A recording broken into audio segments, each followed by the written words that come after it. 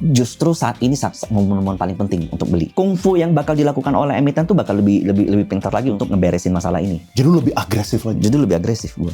Karena I think this is start gitu. Bayangkan satu, dengan kepemilihan Trump yang seperti ini, dia mulai macam-macam tuh, mulai dari Vietnam, kemudian posisi retail investor yang all in the equity, kemudian posisi AI bubble, boom, itu akan menguntungkan sekali untuk emerging market. Ada orang yang nggak percaya kayak gini, mereka bilang kayak gini, lu ngapain lihat-lihat broker? Soalnya kayak gini, ngerti. lu ngapain lihat broker? Kayak gua tinggal bikin sekuritas HP, gue beli dari situ, gue jadi, masa gue tiba-tiba jadi MM? Kita yang kita analisa itu sebenarnya bukan tidak selalu kode brokernya doang. Yang kita analisa adalah jumlah wealth yang masuk. Nah, ini Hengki itu pasti yang lebih kompeten lah untuk bahas ini. Tapi saya bisa bilang kayak gini. Oke, hari ini kita ngobrol lagi sama Bro MY. Thank you nih Bro, udah datang sekali lagi. Kita bakal bahas banyak saham-saham yang rame di retail tentunya, misalnya kayak IMPC, Bumi, ya kan. Jadi apa nih yang hari ini lagi terbang. Dan juga potential market crash. Dan juga terutama gara-gara kondisi makro maupun gara-gara ada potential perubahan aturan MSCI yang harusnya itu deadline-nya di akhir bulan ini. Nah, jadi gue langsung mulai aja deh. Ini ada beberapa orang yang concern sama potential market crash. Apakah lu ada concern terhadap itu atau lu masih bullish? Ini ada orang yang nanya, IHSG bakal crash dalam nanti mid-Feb, bener atau enggak? Koreksi mungkin, tapi crash enggak. Nah, kalau seandainya kalian bilang IHSG potensi koreksi karena dia udah mahal, itu nggak make sense menurutku. Karena di 5.000, kita sempat di 5.000, ke 6.000 dibilang mahal, ke 7.000 dibilang mahal, ke 8.000 dibilang mahal, sekarang 9.000 dibilang mahal lagi. Nanti sampai 15.000 kalian bilang mahal lagi. Ya, jadi mahal dan murah itu subjektif. Karena ini based on data. Nah, tapi kalau potential correction, mungkin. Tapi kalau crash, nanti kita bahas tuh. Oke. Apa yang bikin lu khawatir? Terakhir tuh yang MSCI di 30 Januari. Oke. Karena kalau seandainya memang benar ada investigasi bahwa corporate tidak terhitung di dalam shareholder, wah itu gila. Karena hampir, 22 ya kalau nggak salah sekarang, 22 emiten yang ada di dalam MSCI sekarang, itu most likely semua kebanyakan corporate. Paling gede itu BCA. Nah kalau itu terjadi di investigasi, nah BCA itu bisa outflow berapa triliun? Mungkin hampir 10 atau belasan. Nah, tapi syukurnya MSCI ada mengeluarkan suatu statement baru bahwa dia akan menggunakan yang sudah masuk tidak akan diganggu-gugat biar tidak terjadi extreme volatility. Kemudian yang kedua adalah untuk yang baru mau masuk, dia akan gunakan data KSEI dengan free float paling rendah. Nah, jadi kalau MSCI punya data satu emiten free floatnya 50%, KSEI 30%, dia ambil yang paling rendah 30%. Jadi so far keputusan mereka seperti itu. Oh, itu berita per kapan itu? Baru keluar? 3-4 hari lalu. Oh, baru keluar ya? Baru keluar. Ya, soalnya terakhir gua podcast sama Bro Rudy, dia itu yang update tentang MSCI itu kayak beritanya belum ada. Belum. Ini baru 2-3 hari lalu lah. Ya. Tapi itu good news dong berarti? Good news. Makanya kemarin setelah jatuh, boom, tiba-tiba naik lagi kan. Sempat minus 3% loh satu hari IHSG. Ya, oke teman-teman, kalau misalnya belum nonton podcastnya, nanti gue taruh link di deskripsi ya yang kemarin, maksud itu supaya teman-teman dapat konteks mengenai MSCI ini. Tapi lu boleh share gak sih emang konteksnya itu apa yang kemarin kan di akhir tahun lalu sempat jatuh, abis itu kan waktu ada berita tentang perubahan lah, walaupun recover lagi. Nah besok kekhawatiran itu gara-gara apa? Dan apakah sekarang berarti kekhawatiran itu udah selesai? Kita udah gak usah khawatir lagi? Oke. Case ini pernah terjadi di tahun 2023 di bursa India, Nifty. Waktu itu saham Adani itu konglomerat yang termasuk salah satunya kaya dari stock market juga. Itu diinvestigasi sama MSCI. Jadi ada pihak di Nifty, di stock market India yang merasa bahwa Adani melakukan fraud atau melakukan stok penggoreng saham atau segala macam. Kemudian MSCI melakukan investigasi dan ditemukanlah bahwa banyak kepemilikan saham Adani menggunakan perusahaan yang afiliat dengan Adani. Mungkin adiknya, iparnya, saudaranya, anaknya, dan itu akhirnya di 2023 Nifty mengeluarkan saham Adani, mengeluarkan saham di MSCI sampai 6.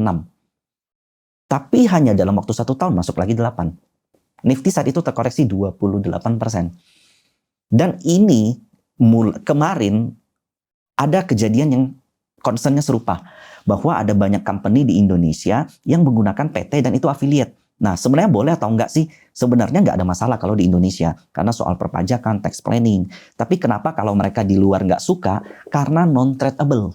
Bagi MSCI, kalau seandainya company beli satu saham, Dia nggak trading jual beli, dia simpen. Dan itu mengakibatkan likuiditas berkurang. Itu yang MSCI nggak mau. Karena concern daripada MSCI itu bukan cuma soal harganya di sekian, market cap sekian. Salah satu concern utamanya itu justru liquidity. Nah, jadi melihat itu, MSCI langsung melakukan investigasi bahwa memang ternyata terdapat banyak corporate ownership yang selama ini terjadi di Indonesia. Boleh share nggak? Soalnya kan mungkin ada teman yang belum ngerti kenapa sih mereka harus concern dengan liquidity, so what gitu. Emang kenapa nggak kayak kita? Kalau misalnya kita kan yang penting harganya naik, kita udah thank you gitu. Tapi kenapa MSCI harus mikirin likuiditas? Karena kita kecil ya. Kalau gini, saat ini saja MSCI itu tidak pernah bilang big caps di Indonesia. Ngomongnya standar. Standar caps masuknya itu kurang lebih $300 billion ya, kurang lebih 3-4 triliun. Dan itu standar bagi mereka. Kalau big itu sebenarnya di atas 6 atau 7 triliun. 3 triliun aja, seandainya untuk beli sahamnya susah bro. Bayangkan kalau seandainya 3 triliun passive fund ini udah beli, dia kalau mau jual satu hari transaksi cuma 10 miliar. Itu jadi scam beneran gitu loh. Beli nggak bisa jual. Nah itu alasan kenapa ada liquidity concern. Sampai ada aturan liquidity minimal untuk stock market itu adalah dari free float market cap 1 tahun minimal 30%. Nah, jadi itu penting. Jadi contoh, bayangkan size yang mereka masuk tuh 3 triliun, 4 triliun, 5 triliun. DSSA tahun lalu total 12 triliun dari buat MSCI dan FTSE. Bayangkan kalau seandainya 12 triliun kita keluar, nggak usah jauh deh, keluar 2 triliun aja deh di saham DSSA, bisa nggak? ARB berjilid. Ya, nggak bisa. Makanya transaction liquidity bagi mereka penting. Kalau core semua yang dimiliki adalah corporate, tidak akan tradable. Nah, problemnya itu. Jadi memang kemarin tuh ada beberapa, contoh kan ya kita tahu lah, rumornya ada beberapa pihak di Indonesia, Bursa Efek pergi ke sana. Kemudian Danantara juga pergi ke MSCI, ada yang di Singapura, ada di New York. Concernnya memang liquidity. Berarti kalau misalnya dengan berita yang udah keluar beberapa hari yang lalu, itu udah selesai kekhawatiran itu? 70% solve lah. Apa yang masih menjadi possible concern? Karena dia bilang dia akan investigasi lagi, minta masukan lagi dari partisipan market untuk di readjust. Tapi so far 3 bulan kita aman lah setidaknya. Oke. Terus kalau misalnya gimana cara lu menanggapi hal itu? Apakah cash position lu itu seperti apa dibandingkan equity? Kalau misalnya boleh share berapa persen? Justru saat ini momen-momen paling penting untuk beli. Karena ini just the matter of structural. Kungfu yang bakal dilakukan oleh emiten tuh bakal lebih pintar lagi untuk ngeberesin masalah ini. Jadi lebih agresif lagi. Jadi lebih agresif gue. Karena I think this is start gitu. Mungkin kemarin 20%. Baru 2021 tuh baru 20%. Apa ya 20% yang apa? 20% rally-nya. Soalnya yang tahun lalu yang baru masuk tuh 4 bro. Cuan DSSA, BRMS sama Brand. Dari tahun ini potensi masuk tuh PTRO, Bumi. Terus masih ada beberapa lah yang lain lah yang mungkin yang potensi masuk. Salah satunya tadi yang lu sebut tuh ya mungkin ada IMPC ya. Walaupun bukan yang sekarang kan. Bukan yang sekarang. Ya nggak harus sekarang. Kayak PTRO aja kita proyeksi mungkin tahun lalu Maret kan, sampai sekarang baru masuk ke small. Dan yang mungkin baru masuk sekarang nih Januari Februari ini. Makanya senyumnya lebar. Pegangan terbesar di situ. Tapi kalau misalnya lu tadi gue sempat kaget lu bilang soalnya tahun lalu kita baru 20%. Berarti lu bullish banget dong sama 2026. Alasannya kenapa nih? Kenapa? Gue kasih lihat nih contoh. Oke. Untuk bicara mengenai kenapa kita bisa bullish. Tahun ini kita bullish tuh terdiri dari partisipan retail yang meningkat. Yang kedua, itu sebenarnya triggernya tuh adalah foreign pasif ini yang masuk melalui indeks. Kenapa foreign itu kenapa kelihatannya nafsu sama Indonesia gitu loh. Kalau kita perhatiin mungkin ya total kelihatan net sell. Itu karena perbankan blue chip yang lama ada jual ICBP dijual, MDKA dijual, INKP. Itu yang old school. Tapi mereka tuh shifting ke konglo-konglo masuk. Alasannya kenapa? Ini pertama. Perhatikan di sini Amerika defisit mereka pendapatan dan pengeluaran itu diestimasikan melebar ke minus 7% GDP. Kemarin Indonesia, Pak Prabowo begitu terpilih, dia mengatakan targetnya tuh minus 3% GDP. Jadi itu mereka pendapatan mereka tuh lebih kurang daripada pengeluaran. Sebenarnya ini positif kalau seandainya pengeluarannya untuk hal yang produktif. Ini pernah terjadi di India. Di India ketika COVID 2020, recovery 2021, pemerintahnya mengatakan kita bakal defisit minus 3%. Uang bakal kami bagikan, salah satunya MBG di sana India. Kemudian dibagikan ke UMKM, bangun infrastruktur, kemudian bangun manufaktur, kemudian tech mereka kembangkan. Akibatnya apa? Hanya dalam waktu 2 tahun, India GDP plus 7%. Nifty itu naik lebih dari 80%, bayangkan. Tapi ini kebalikan di US. Kenapa? Karena defisit minus 7% yang dilakukan oleh US, itu hutangnya diperkirakan akan naik ke 150% GDP. Dan ini udah berada dalam tahap yang mengkhawatirkan. Itu alasan kenapa Trump ngotot banget suku bunga harus dipangkas di sana. Karena dengan memangkas suku bunga, dia kalau ngeluarin hutang lagi, biayanya rendah. Kalau sekarang dia ngeluarin hutang, mampus Trump. Kenapa? Karena bond yield mereka tuh udah 5%, 4% lebih. Itu alasan kenapa Jerome Powell itu benar-benar ditekan sekali sama Trump sampai Juni ini masa berlakunya kan. Masa jabatannya berakhir. Sampai mau diancam dipecat lah, mau diancam banyaklah intervensi yang dilakukan oleh Trump untuk memaksa Powell menekan suku bunga. Tapi kembali lagi, The Fed itu independen, BI juga independen. Nah, itu satu. Kemudian yang kedua, 20% orang terkaya di US itu berkontribusi terhadap 40% konsumsinya. Jadi data yang kita lihat di US itu tidak mencerminkan fakta di lapangan. Jadi mungkin kelihatan konsumsi US masih bagus nih, datanya bagus, konsumsinya oke, PMI-nya oke, dan itu hanya disuplai oleh 20% orang terkaya di US. Jadi gap antara orang kaya dan orang biasa di US tuh jauh. Jadi data yang ditampilkan US itu kurang real. Dan PDB di US, pendapatan GDP di US yang kemarin kan lumayan bagus, itu disumbang oleh AI Capex. Jadi perusahaan tech yang melakukan Capex. Nah, perusahaan tech yang ada di US itu dipimpin hanya oleh 7 perusahaan, Nvidia, Apple, Microsoft, Google, Amazon, Meta, Tesla. Market cap mereka 22 triliun US dollar. Itu setara dengan 449 saham lainnya. Jadi bayangkan, ibaratnya brand PTRO, TPI, Acuan, kemudian A2 saham Konglo lain itu setara dengan 500 saham yang ada di IHSG. Bayangkan. Jadi AI tech company yang ada di US itu udah goes into the bubbling area, a bubbling moment. Dan ini udah diingatkan sama Ray Dalio mengenai hutang US, capex gila-gilaan yang dilakukan perusahaan tech, dan fakta menarik lainnya adalah 40% lebih warga US itu 70% uangnya itu di equity. Ini termasuk salah satu yang tertinggi sejak COVID. Bahkan sejak 2020 dan 1990. Jadi cash level mereka, jadi mereka tuh benar-benar all in di stock market. Bayangkan dengan kepemilihan Trump yang seperti ini, dia mulai macam-macam tuh, mulai dari Vietnam, lalu Venezuela, sebelumnya tuh Irak. Kemudian posisi retail investor yang all in di equity, kemudian posisi AI bubble, boom. Hutang mereka seperti itu, kalau seandainya fragile dan ini benar-benar collapse, crash yang tadi mereka bilang, itu akan menguntungkan sekali untuk emerging market. Justru ini baru mulai.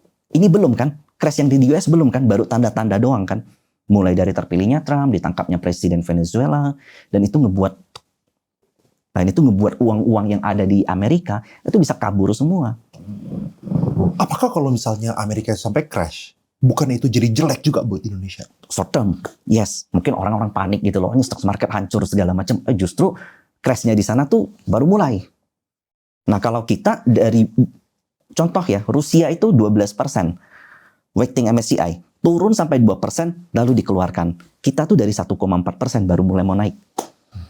Kenapa kira-kira orang luar itu tuh, atau foreign fund lah ya, mereka tuh pengen ningkatin bobotnya Indonesia? Apakah Indonesia punya ekonomi bagus kah? Apakah tadi kan lo bilang tadi mengenai spending Pak Prabowo segala macam. Emangnya kita dilihat positif sama mereka? Aku habis ketemu salah satu venture capital lumayan gede di Indonesia. Dia salah satu yang invest di Tokopedia, Goto, kemudian banyak tech company. Aku nggak sebut namanya lah, aku takutnya beliau nggak bersedia disebut. Dia ajak aku ketemu, dia cerita. Dia bilang, investor dia most likely, saya ketemu dia tuh dia lagi belajar bahasa Jepang bro. Jadi investor dia most likely orang Jepang dan Hong Kong. Dia bilang Jepang itu suku bunga kan kita tahu lah 1-2%, very small. Kemudian investor Jepang ini pindah ke Hong Kong. Dibikin dalam bentuk namanya home office. Jadi home office yang ada di Hong Kong itu uangnya banyak banget, most likely dari Jepang. Dan mereka kalau nyari return double digit dari 1% atau 2%, itu dapatnya tuh cuma 3%, bro. 3% mereka masuk ke Indonesia, gampang nggak dapat 3%? Lu beli bonds, beli fixed rate aja lebih kok. Nah itu alasan, cuman kan masalah pajak itu masih problem. Jadi yang di mata investor luar terhadap kita, jelek-jeleknya udah terjadi di 2025, yang kemarin MBG. Mereka nggak suka MBG, kenapa? Karena minus defisit 3% itu tidak untuk sesuatu yang produktif menurut mereka. Kita kasih makan ke anak kecil ini produktifnya di umur berapa? Mungkin 15 tahun lagi, 17 tahun lagi. Akhirnya banyak yang selling pressure ke kita, boom, itu udah selesai semua. Dari posisi itu, dari aksi itu, saat ini perbankan, kemarin Bank Mandiri baru bagi dividen berapa? Hampir double digit. Bayangkan, tidak pernah dalam sejarah 10 tahun perbankan itu bagi dividen double digit. We are on the cheap price. Nah, saya mau kasih satu data lagi. Ini data MSCI Emerging Market dibandingkan dengan S&P. Gue open di sini Ya. supaya lebih gampang. Nah, ini dia bisa naik turun. Tahun 88 sampai 93, bro. Emerging Market tuh berjaya. 545% MSCI Emerging Market. S&P cuma 130. Itu selisihnya 3-4 kali lipat. Yang ini. Ya, yang ini. Kemudian tahun 94 sampai 98, ini berarti bubble.com, minus 38, kebalikan bro, rotasi bro. Mereka keluar, emerging market dijualin. China, Malaysia, Singapura, Brunei, Indonesia, Thailand dijual, dipindahlah ke S&P. Di tahun 99 sampai 2007, itu kan era properti booming tuh. 420% kebalikan emerging market. Sementara S&P 38%. Lalu kan subprime mortgage 2008 crash. Duit balik lagi ke Amerika. Kenapa? Karena jatuhnya parah gila-gilaan bro. Padahal di 2008 itu arah recovery-nya aja belum jelas bro. Hanya karena murah, semua jualan di bottom, semua masuk. Jadi emerging market yang di sini, yang udah profit 420% ini bro, TP bro, pindah ke S&P. Termasuk Dow Jones di Eropa, kemudian Nasdaq, akhirnya mengakibatkan 460%. 2008 ke 2024 itu 16 tahun bro. Mereka berjaya. Lucunya, tahun 2025 kemarin, itu adalah kali pertama MSCI Emerging Market menang terhadap S&P. Itu alasan kenapa Timothy Ronald udah nggak punya S&P kan. Mungkin salah satunya ini, ya gue nggak tahu. Tapi ini adalah fakta data bahwa rotasi ini berjalan minimal 5 tahun. 2025 itu baru 1 tahun. Dan gap antara S&P dan MSCI Emerging Market itu minimal 3-4 kali. Ini baru 1 kali. Menurut lo ya, kan kalau misalnya kita ngomongin EM, Emerging Market, itu kan negaranya kan ada banyak. Ada banyak, betul. Dan setuju. Indonesia itu cuman kecil. Yes. Nah, I wanna show you this. Oke. You are so sharp, bro. Oke. Indonesia, ini PE. Kalian boleh setuju atau enggak sama saya, tapi most likely kalau kita ngobrol sama fund manager, ngomongnya tuh PE. Kemampuan company mencari laba dibagi dengan harganya. Kalau PE-nya murah, artinya dia murah. Contoh PE 2, 3, 4, 5, artinya tuh dia bisa ningkatin laba 5. Contoh PE 2, ya 2 tahun aja balik modal. Hitungannya gitu. Yuk. Sementara foreign itu nggak beli dalam waktu 1 tahun bro. Atau 3 bulan, atau 1 hari. Mereka nilainya panjang. Jadi ini slide yang dibuat sama Freedom. Freedom itu ETF yang size-nya 1 banding, dia 1%-an, kurang lebih 1%, 1 banding 100 dari MSCI lah. Quite lumayan gede sebenarnya kalau kita bandingkan dengan size-nya MSCI. Dia pakai cap ratio. Cap ratio itu apa? CAPE. Jadi CA itu PE yang dinilai rata-rata 10 tahun. Karena bagi mereka, company tidak bisa dinilai dalam waktu 1 tahun, 2 tahun, 3 tahun. Contoh, company batubara aja dalam waktu 10 tahun naik turun kan. Properti naik turun dalam 10 tahun. Perbankan naik turun. Jadi bagi mereka yang punya dana besar seperti ini, mereka ngelihatnya minimal 10 tahun. Jadi menggunakan CAPE ratio, Indonesia itu berada di 13,4. Berapa di US? 38,1.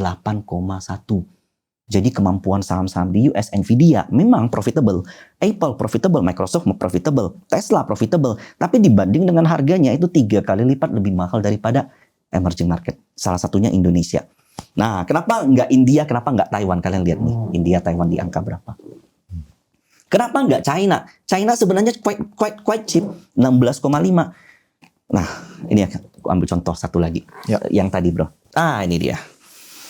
Kemarin ketika terjadi penangkapan yang dilakukan oleh Trump terhadap Presiden Venezuela, dia bilangnya di awal gini, ini karena kita nangkapnya karena kasus narkoba. Tidak sampai waktu 2 hari, cuma 1 hari, dia bilang kita akan menguasai minyaknya Venezuela. Lu bayangin, gue datang ke rumah lu, gue cuma main-main doang, habis itu udah masuk, gue ambil deh duit lu gitu loh. Nggak sampai 1 hari bro, dia bilang kita akan menguasai minyaknya Venezuela. Selama ini kita merasa bahwa minyak yang paling gede itu Saudi. Enggak, sebenarnya resource yang paling gede itu Venezuela, cuman produksinya paling kecil, hanya 1% dari produksi di seluruh seluruh dunia. Nah, ada riset dari Goldman Sachs yang mengatakan bahwa ketika Trump bakal menguasain, jadi Chevron, Shell itu kan bakal dikerahkan ke Venezuela untuk perbaiki infrastruktur minyaknya. Dan itu perlu capex yang minimal 3-4-5 tahun. Jadi 3-4-5 tahun ke depan itu harga oil bakal turun justru. Karena ini keluar nih, reserve ini. Nah tapi hal yang menarik itu apa? Venezuela selama ini mengirim minyak ke China melalui harga nego. Tidak mengikuti harga market. Soalnya Venezuela itu bahasanya branded, di ban Yes. untuk sanction. Yes. Bukan sanction, jadi mereka nggak bisa jual di free market kemana-mana ke ally-nya sekutu yang mereka nggak bisa jual. Jadi China mereka yang bawa beli tangan, dengan diskon. China beli dengan diskon. Dan itu juga dilakukan sama Irak dulu. Irak juga mentransfer minyak murah ke China. Sebelumnya Irak disanction sama US. Sekarang Venezuela. Sebelumnya Vietnam kena tarif 58%. Kenapa? Karena Vietnam tuh terima manufacture paling gede dari China, ekspor ke US. Intinya apa? Yang dilakukan Trump adalah untuk menyerang ally daripada China. Dia nggak mau China dapat resources murah. Jadi sekarang itu tidak sesimpel ada perang artinya minyak naik. Oh, tidak seperti itu. Sekarang ini adalah perebutan terhadap resources murah yang selama ini dipegang oleh China, yang dimana Trump itu nggak mau kalau China itu dapat resources murah lagi. Akibatnya apa? Orang takut dong invest di China. Terus yang kedua, kita commodity country. Kita tuh salah satu yang mendapat keuntungan dari sini. Makanya kita harus say thank you sama Pak Prabowo tuh nggak suka perang. Vietnam perang dengan Thailand, China perang dengan US, kemudian masih ada problem dengan Taiwan, kemudian Korea Utara, Korea Selatan. Nah, kita tuh yang benar-benar paling adem ayem doang. Nah itu alasan kenapa lot of foreign itu bullish sama Indonesia. Cuman kayak bullishnya bukan semuanya beli, karena bukan quantitative easing ya. Kalau quantitative easing semuanya beli, karena uang berlimpah. Ini adalah uang-uang yang mereka sudah taking profit bro. Mereka taking profit dari luar negeri, dari US, dari manapun, pindah gitu mas. Pindah, dan mereka harus cari kemana. Indonesia salah satu yang mendapat keuntungan. Nah, kenapa aku bilang ini nggak ngasal? Karena, nih coba lihat, ini salah satu slide dari Danantara. Ya, I know some of these people, contohnya Pak Putra, saya pernah ketemu head equity Danantara, jadi mungkin dia yang buat slide ini. Look at this one, Bloomberg Commodity Index, kalian perhatiin bahwa ada potensi terjadi commodity boost di tahun 2025-2026 ke atas. Alasannya kenapa? Bukan karena ekonomi pulih, tapi karena supply shortage. Nikel, contoh Indonesia. Pak Bahlil bilang bahwa dia akan mengurangi produksi nikel. Yang kedua, aluminium. Kemudian bauksit. Kalau batu bara mungkin agak susah. Kalau oil karena ada Venezuela dan OPEC juga mau tingkatin produksi, jadi mungkin agak susah. Nah, jadi kita lihat next-nya.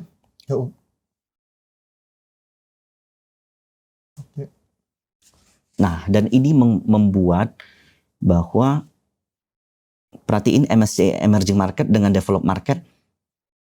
Gue zoom in ya. Ya, boleh di zoom. Ya, crossing Pak. Ini. Ya, crossing.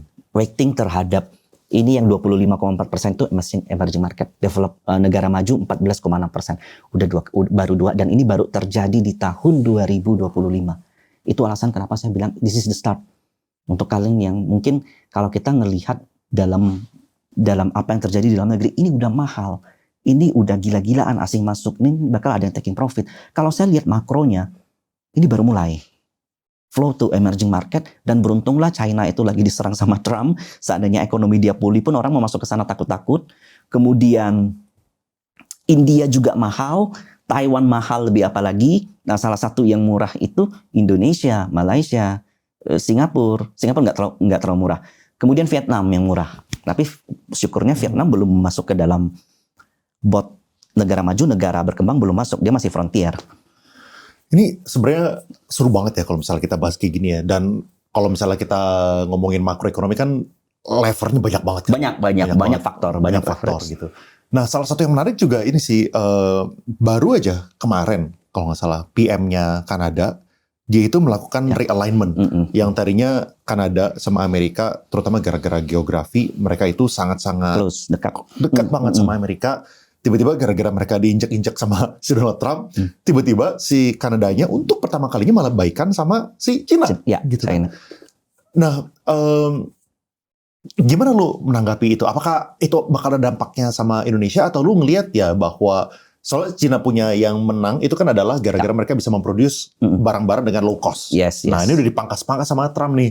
Nah, itu makanya lu lihat juga ya kemungkinan mereka bakal punya bias terhadap Indonesia gitu. Tetap gitu. Walaupun lu lihat Amerika udah mulai ditinggal-tinggal, bahkan Eropa pun juga mulai mau ngelawan Amerika gara-gara si Greenland. Ya, gitu. Greenlandnya mau diambil. Mau diambil, so Eropanya juga jadi pada ini. Menurut lo kayak gimana? Pertama, kita nggak tahu apa yang ada di isi otak Trump. Kita nggak akan bisa tebak besok dia ngapain, minggu depan dia ngapain, bulan depan dia ngapain, nanti Juni The Fed, pemilihan chairman The Fed dia ngapain. Tapi satu hal yang pasti adalah uncertainty meningkat. Dan dia doyan perang itu udah fix. Dia doyan perang, doyan ngikut-ngikut si China. Sementara China itu terkenal paling jago selama ini, paling enak, udah nyaman dapat energi yang murah. China itu perlu energi yang super besar. Kalau nggak salah saya 38% permintaan terhadap energi itu dari China. 58% ekspor yang ada di Indonesia itu larinya ke China. Artinya apa? China bakal mencari energi murah di luar daripada yang mereka udah nggak bisa dapat. Oil dia udah kelabakan nih sekarang dengan Venezuela, dengan Irak diserang kayak begitu dia nggak bisa dapat oil. Kita punya nikel, kita punya timah. Jadi itu yang gue lihat dari makro itu akan menguntungkan ke kita, tapi it's not all sector. Makanya kemarin yang naik call-nya masih belum kemana-mana nih bro. PTBA belum kemana-mana, ITMG belum kemana-mana, tapi ADMR ada jalan karena dia coking coal dan aluminium. Tins jalan, MDKA, MBMA, NCKL hampir all time high loh. Itu company-company nikel kita gila-gilaan. Satu lagi yang orang lupa, emas. Itu alasan kenapa ada yang bilang gini, kalau emas naik, equity turun. Tapi kenapa selama 1 tahun ini equity naik, emas naik? Karena buyer emas itu bukan retail, buyer emas adalah central banks. Kenapa central banks beli emas? Uncertainty itu tadi bro. Xi Jinping pun udah bisa kira-kira, menurut saya ya, dia juga bisa kira-kira ini pemenang dari US itu presiden adalah Trump. Maka mereka harus mencari energi yang lain, resource energi lain. Yang kedua adalah mereka harus mengamankan mata uang mereka. Hedging terhadap mata uang itu nggak mungkin mereka beli dolar, makanya mereka beli emas gila-gilaan. Nah, gue punya pertanyaan kayak gini. Kalau misalnya, kan sekarang IHSG kita, itu rally-nya terutama gara-gara saham-saham konglom. Oh yes. Benar kan? Sedangkan tadi tesis itu adalah salah satunya Indonesia itu menarik, soalnya kita punya PER itu rendah lah dibandingkan dengan peers. Ya, kita punya P ratio lebih rendah dibandingkan dengan peers. Nah, tapi kan PER ini itu berpotensi meledak, mahal, tambah tinggi, apalagi saham-saham kolong ini mulai tambah lahir, tambah banyak. Pertama, ada 2 hal. Pertama, saham kolongnya kemarin masih lanjut naik, misalnya kayak PTRO. Kedua, ada saham-saham kolong-kolong lain, misalnya kolong-kolong yang udah listed di MSCI atau yang udah memenuhi dia punya objektif, dia melahirkan saham-saham baru yang pengen dorong ke atas gitu. Nah, otomatis IHSG kita itu tuh bakal lebih banyak didominasi sama perusahaan-perusahaan yang PER-nya tinggi dan yang akibatnya jadi mahal gitu. Nah, gimana itu bisa menarik? Pertama itu, gimana itu bisa menarik? Terus kedua, apakah lu ada kekhawatiran? Soalnya kan perusahaan-perusahaan yang mahal-mahal ini valuasinya itu baru bisa sustainable secara harga apabila fundamentalnya itu catch up. Ya. Apakah lu ngelihat itu sekarang Okonglo itu pada catch up dari segi fundamental? Gini, saya habis ketemu dengan Pak Ferdi Ikhwan, itu salah satu head research dari IDX. Dia sendiri nggak setuju kalau ada istilah namanya saham fundamental, saham konglo. Dia sendiri nggak setuju. Karena itu artinya saham konglo nggak ada fundamental. Ada, cuman fundamentalnya tuh forward looking bro, 10 tahun ke depan. Itu satu. Terus yang kedua, PE yang murah ini, MSCI konglonya itu nggak banyak bro. Saat ini ya, saat ini. Mungkin BRMS sih quite good numbernya. Nanti kalau Bumi masuk juga harusnya quite good. Mungkin yang jelek kayak Brand, ya kan, numbernya jelek. Cuan mungkin jelek. 2 itu bro, itu baru 2. DSSA not that bad lah, baru 3 konglo. Nah jadi PE yang kita nilai itu yang gede-gede justru bro, Bank Mandiri, BCA. Nah tapi kenapa rally-nya itu IHSG bisa seperti ini ya? Karena honestly memang IHSG penilaiannya itu sensitif terhadap market cap konglo, karena konglo free float-nya rendah. Nah itu alasan kenapa kemarin ada desakan free float tuh harus naik biar kelihatan image-nya tuh IHSG naik memang benar karena fundamental, bukan cuma karena konglo-konglo. Tapi honestly, asing tuh nggak peduli IHSG di berapa. Kalau MSCI selama itu masuk ke dalam standar mereka masuk. Tapi kalau untuk active fund, mereka bakal beli saham-saham yang, contoh, UNTR, kalian cek deh, 2 bulan, 3 bulan akumnya gimana. Telkom, 3 bulan lalu akumnya gimana. Perbankan, mungkin masih susah, kalian lihat 3 bulan lalu akumnya gimana. Semua udah triliunan. Pushback beli balik semua. Ini ada satu fakta yang nggak ada orang yang ngomong ini, aku yakin. Januari sampai Agustus bonds yield kita itu sampai 6%. Sorry, 5,9%. Artinya apa? Mereka bullish sama Indonesia. SBR, SBN kita tuh very interaktif karena bunganya cuma 5, 6, 7%. Bunganya tinggi 5, 6, 7%. Di Singapura lu dapat 2. Di Jepang lu dapat 1, di Taiwan lu dapat ya mungkin 2, di kita tuh bisa 3 kali lipatnya. Mereka beli bro, Januari sampai Agustus. Inflow 70 triliun. Agustus sampai Desember mereka keluar sampai tersisa hanya 20-an triliun, taking profit 40 T. 40 T ini kemana? Equity. Itu alasan kenapa Agustus kita gila-gilaan, Juni, Juli, Agustus sampai Desember. Rotation dari equity ke bonds market. Dari bonds market ke equity. Nah, kalau equity-nya udah terlalu mahal, mereka bakal balik lagi ke ini. Tapi lucunya di MSCI kita tidak bisa tidak perlu menerka-nerka. Karena MSCI rumusnya itu market cap-nya kali sekian angkanya eksak. Jadi mereka nggak bilang kayak, wah ini saya rasa udah kemahalan, asing pun ngerasa mahal jual, nggak bisa bro, ada angkanya, angka masuk, angka keluar jelas.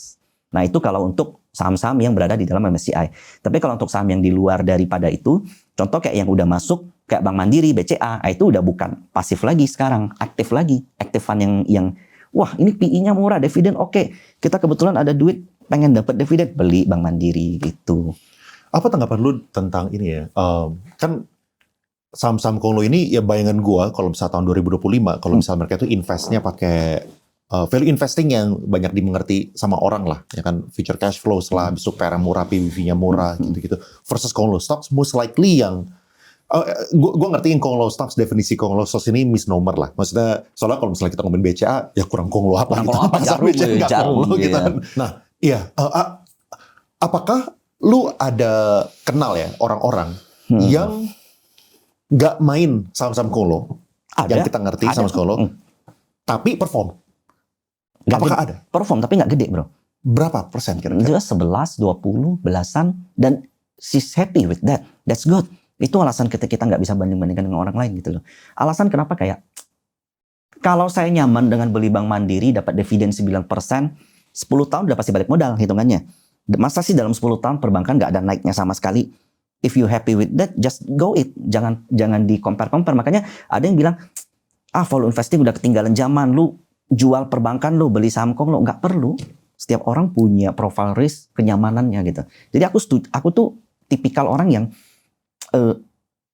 kita ngelihat psikologi orang ini dulu. Saya disuruh beli brand semua all in pun saya nggak berani. Saya disuruh beli PTR all in mungkin berani sih. Nggak, yang lain lah. Bukan di harga sekarang ya. Bukan di harga sekarang. Karena bagi aku tuh kita terhadap uang tuh ada resonansi. Nah, jadi resonansi kita nyaman dengan Bank Mandiri, pelan-pelan tuh kita meningkatkan capability kita terhadap uang. Hubungan kita terhadap uang pun semakin baik. Banyak orang terlalu nge-push dirinya, contoh ngelihat saham IPO kenceng, dia kejar tiap hari di arah. Ada satu momen kira dibanting, plum, ujung-ujung selesai. Kenapa? Dia nggak menghargai dirinya sendiri, terlalu banyak lihat kiri kanan. Apakah lu ada kekhawatiran mengenai itu ya? Misalnya ini kan, oke, kita paham kalau misalnya orang-orang yang beli saham-saham banking, mungkin mereka pengen cari yang relatively resilient lah. Jadi Ya. kalau misalnya mau turun berapa persen lagi sih Ya, gitu. ya. Kan maksudnya kesannya agak-agak kurang make sense kalau misalnya Bank Mandiri itu sampai ngasih dividen 20%. 20%, ya. Kan agak-agak mustahil gitu kan. Sedangkan kalau misalnya saham-saham konglo yang tidak berhasil mengejar fundamentalnya, turun setengah itu kesannya itu sesuatu yang possible. Masih bisa masuk akal gitu.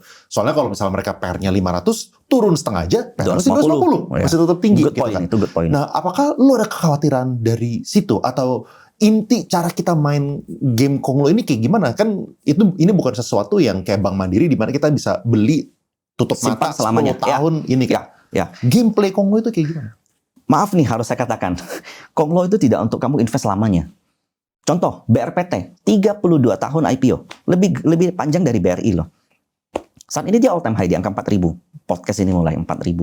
Dia IPO saya nggak tahu di harga berapa karena udah beberapa kali stock split. Tapi returnnya itu 30.000%. Cuman problemnya adalah saham konglo itu ada eranya, ada masanya. Ada momen BRPT. Tahun lalu aja dia dari 2.000 turun ke 700 loh.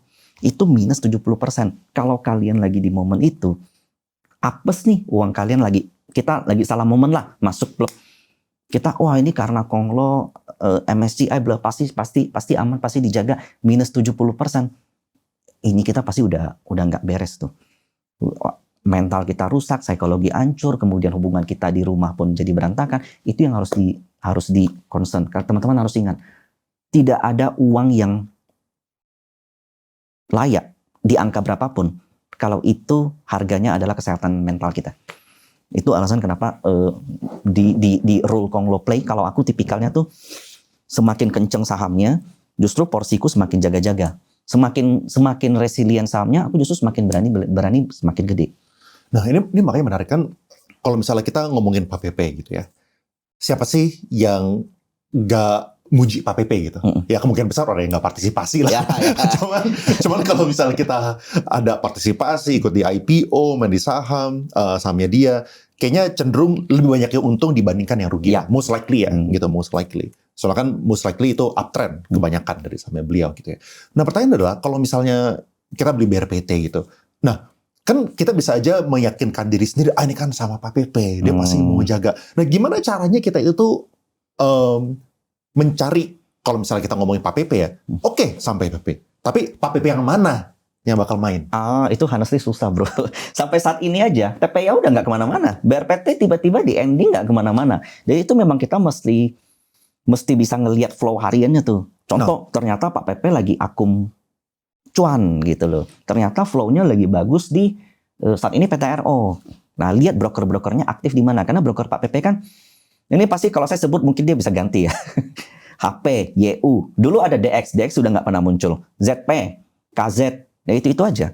Nah, kalau HP lagi ngejaga, muncul lagi yang SS, muncul lagi yang lain-lain. Wah, itu flow-nya lagi di situ, lagi dijaga mati-matian tuh. Perhatiin aja, selama 1 bulan deh. 1 bulan ke belakang, yang aktif beli tuh HP di PTRO. Nah, cuman Pak PP tuh lucunya begini.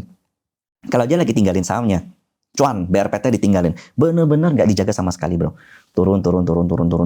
Udah sampai 20%, tiba-tiba boom, naik ke atas. Karena untuk nge-counternya tuh gampang gitu. Bagi dia untuk nge-counter gampang, mau atau enggak aja. Tapi mungkin nanti, kalau ada kesempatan lagi aku bisa hadir di Overpost, aku bakal kasih hitungan titik berapa dia bisa keluar. Nah, itu penting deh. Aku bisa dapat BRPT di tahun kemarin di angka 800 apa 800. Karena di bawah 800 BRPT keluar MSCI. Aku perhatiin di 795, 780, coba tracking back ya teman-teman. 810, 790, 785, plop, YU beli. Terus sedikit naik lagi, DX beli. Turun lagi, HP beli. Wah, ini Pak PP jaga nih. Jadi kita bisa dapat bottom price-nya dia. Bottom price. Kita nggak tahu kapan dia bakal main, tapi minimal ini bottom price-nya dia. Ya.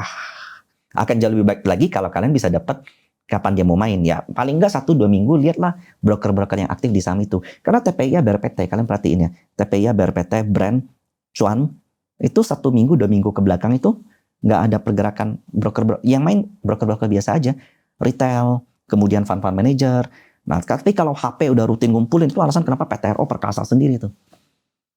Hari ini CDIA bro. Hari ini CDIA. Tapi jam sekarang ya kita nggak tahu. Kita nggak tahu lagi podcast. closing siapa. Kita Ya. lagi podcast ini. Tapi menurutku ya itu minimal ada HP, ada KZ, ada ZP, ada YU. Nanti kita lihat deh closing. Nah, ada orang yang nggak percaya kayak gini. Mereka bilang kayak gini. Lu ngapain lihat-lihat broker? Oh, soalnya kayak gini. Ngerti. Lu ngapain lihat broker? Kayak gua tinggal bikin sekuritas HP, gua beli dari situ, gua jadi masa gua tiba-tiba jadi MM atau enggak MM yang orang yang duit gede atau enggak Pak PP deh tiba-tiba buka ajaib, masa tiba-tiba dia jadi retail gitu. Kayak apa pendapat lu terhadap orang yang memberikan masukan seperti itu? Kita yang kita analisa itu sebenarnya bukan tidak selalu kode brokernya doang. Yang kita analisa adalah jumlah wealth yang masuk. Nah, ini Hengki itu pasti yang lebih kompeten lah untuk bahas ini. Tapi saya bisa bilang kayak gini. Retail kalau beli, mungkin lu 100 juta, gua 8 juta, yang lain 10 juta, campur kan, frekuensinya gede. Tapi kalau fund itu beli, apalagi kalau broker-broker, wah sekali beli 10.000 lot, 20.000 lot, 30.000 lot. Dari situ akan kelihatan frekuensinya rendah. Jadi kalau seandainya Bumi satu hari transaksi XL net by 100 miliar, frekuensinya cuma 100, artinya tiap beli 10 miliar itu nggak usah lihat retail lagi. Nggak peduli lagi XL, atau mungkin tiba-tiba muncul broker AA atau MY, nah itu udah pasti wealth. Kalau frekuensi kecil, akumulasinya gede. Nah, jadi memang agak tricky sebenarnya kalau bahas Broksum. Tidak selalu serta-merta XL beli artinya retail. Tidak selalu serta-merta, tapi kalau HP beli most likely wealth. Siapa yang mau buka HP terus berani akumulasi? Contoh, kalau Pak PP akumulasi itu minimal 30 miliar, 50 miliar satu hari, atau 100 miliar. Nah, siapa yang mau 100 miliar buka HP beli? Pluk. Most likely kalau udah HP, YU, AK, BK, itu wealth. Tapi kalau yang retail nih, kayak kode retail XL, XC, YP, PD, itu masih mungkin ada wealth yang pakai kode broker itu. Nah, jadi minimal kita tahu average market, itu yang paling penting. Ya, ini soalnya agak tricky ya, maksudnya trickynya tuh makanya kalau misalnya teman-teman cuman bilang XL, XC, ya kan, CC gitu, YP gitu kan, artinya pasti retail gitu kan. Itu tricky soalnya kita harus deep dive lebih lanjut. Apalagi kalau misalnya kita ngomong misalnya nih, oh HP beli 100 miliar. Apakah itu artinya akumulasi? Soalnya bisa aja dia pakai 3 broker lain untuk jualan. Ya, betul. Jadi orang yang nggak ngerti ngelihatnya HP beli 100M, tapi orang yang ngerti ngelihat ini yang jualan itu dia juga gitu, pakai broker-broker yang lainnya gitu. Jadi apa ya kalau misalnya nggak sesimpel itulah, bukan A sama dengan B. Perlu experience lah. Jadi gua anggap kayak gini. Contoh, Agung Sedayu tiba-tiba pesan pasir gede banget. Nah, lu bisa asumsikan itu apa gitu loh. Tiap orang beda-beda. Nah, jadi makanya muncul kode broker XL net buy atau AK net buy, tiap orang punya analisa beda-beda.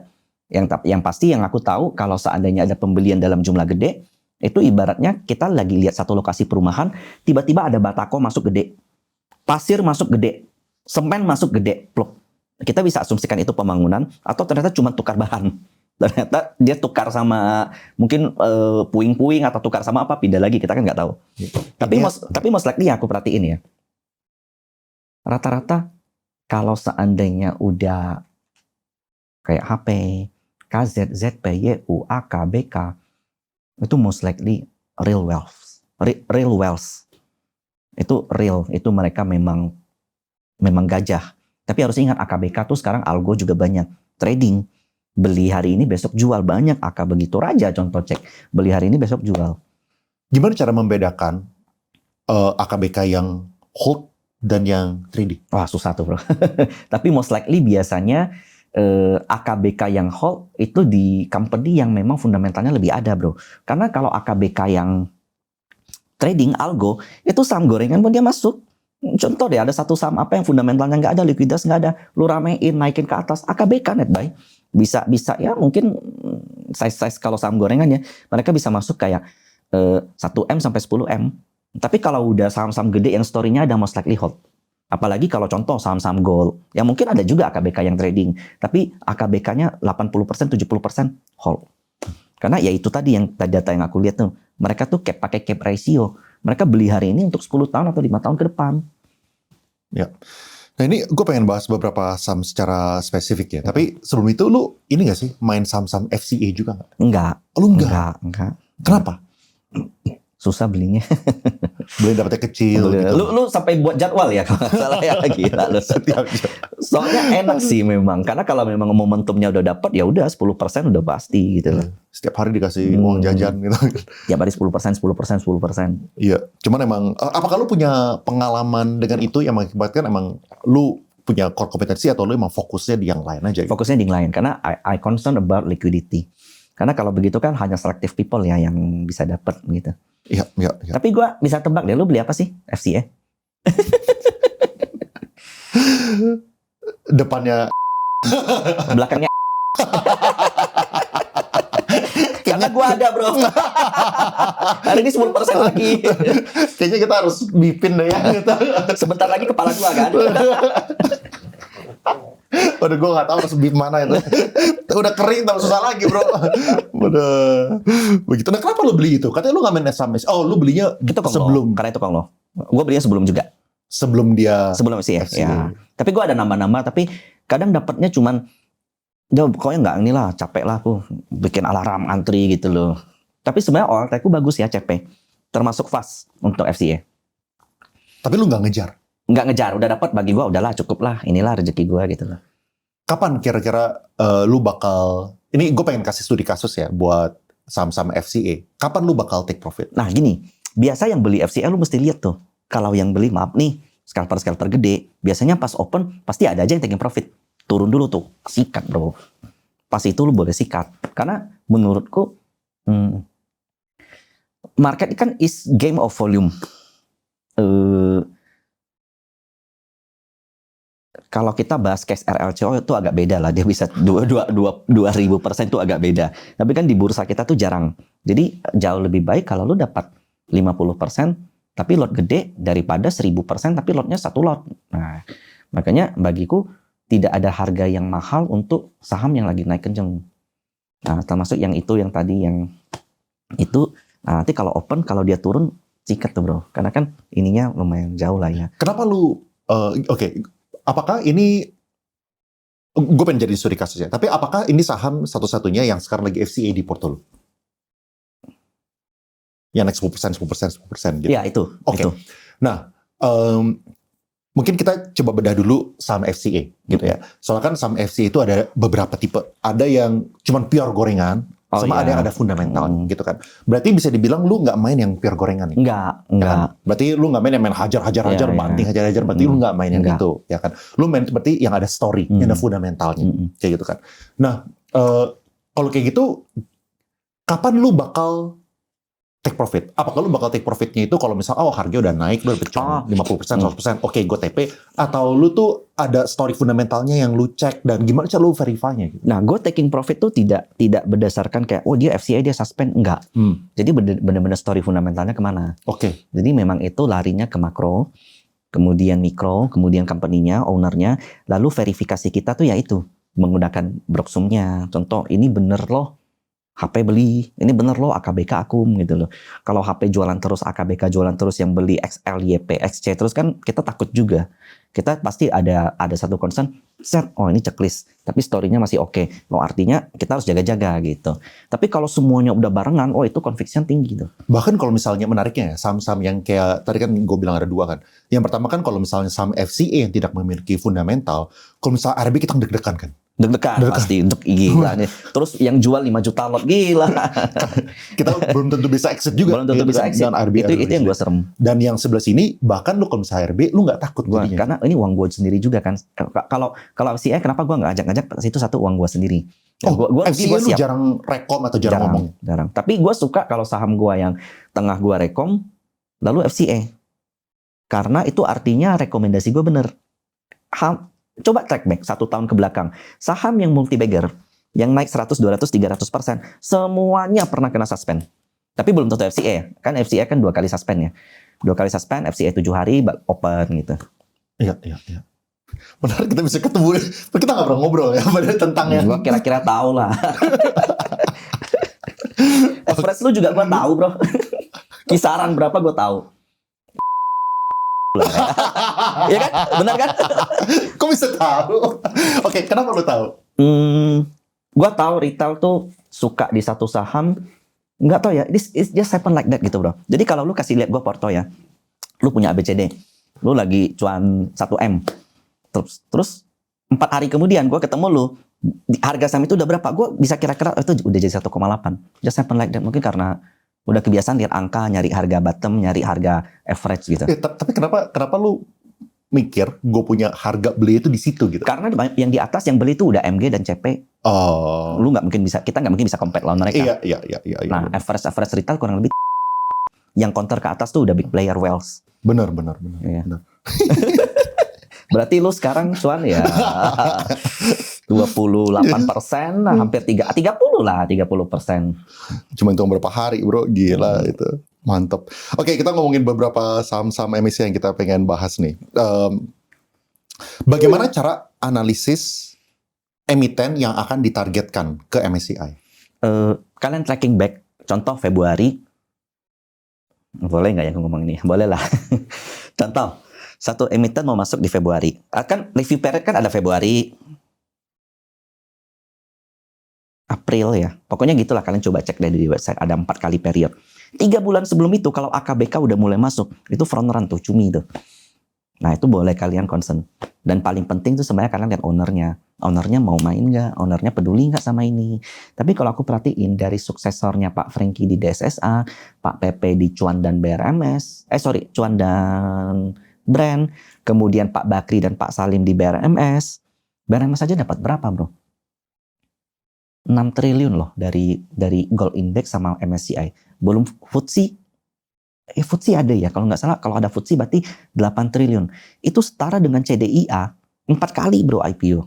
Itu setara dengan emas 2 kali IPO. Setara dengan CBDK 4 kali IPO. Nggak perlu IPO bro mereka. Cuman create liquidity, sesuaikan market cap, dan itu tracking asing masuk, lalu maintain. Nah itu yang paling penting. Kenapa maintain itu penting? Maintain penting, karena kalau seandainya masuk MSCI kalian dam, ujung-ujung trust asing terhadap Indonesia jadi kayak India. Sekarang India lagi krisis loh, stocks marketnya. Karena benar-benar mendapat banyak tuh konglo-konglo. The next Adani lah, Adanian yang rule claim-nya seperti ini. Nggak di-maintain. Jadi dia perlu maintain 30% dari free float market cap transaksi setahun. Batas minimum, aku ambil kasar ya, contoh, cuan masuk di 1.500 contoh. Minus 30% dia keluar dari indeks. Tapi nanti angkanya, formulanya aku kasih tahu. Contoh brand masuk di 10.000. Ya di 7.000 dia keluar. Dulu BRPT tuh masuk di 1.000-an, 900-an. Nah kemarin tuh di 800 dia keluar. Nah jadi itu perlu di-concern. Jadi kalau seandainya nanti setelah hype MSCI ini beres, selesai, kemudian mungkin tuh 2-3 tahun kemudian, kalian mau carinya tuh udah batas threshold minimum tuh. Udah bukan cari yang belum masuk gitu loh. Yang udah masuk kemudian masih mau dijaga sama ownernya.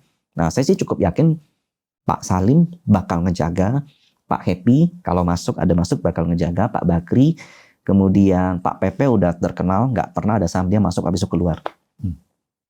Nah itu yang perlukan concern owner nih. Pak Frankie lebih nggak mungkin lagi. Apakah yang lu lihat ya? Yang tadi kan kita ngomongin ini baru permulaan. Ini bakal melahirkan konglo-konglo baru lainnya yang pengen kayak mereka juga yang udah berhasil masuk. Itu bahaya. Maksudnya kita kan nggak kenal ya owner ini tujuannya apa. Kalau memang dia benerin jadi indeks itu ada exit liquidity dia, habis itu dia nggak maintain, dia nggak peduli, transaksi dia nggak jaga. Nah itu kan will affect back to us. Tapi jadi jauh lebih baik sebenarnya menurutku. Saat ini tuh lihat konglo yang udah ada, contoh Raja Ratu banyak joint venture, kemudian Bufa, Mina banyak rumor-rumor di market, kemudian Pak Bakri dengan Pak Salim, kemudian Sinarmas.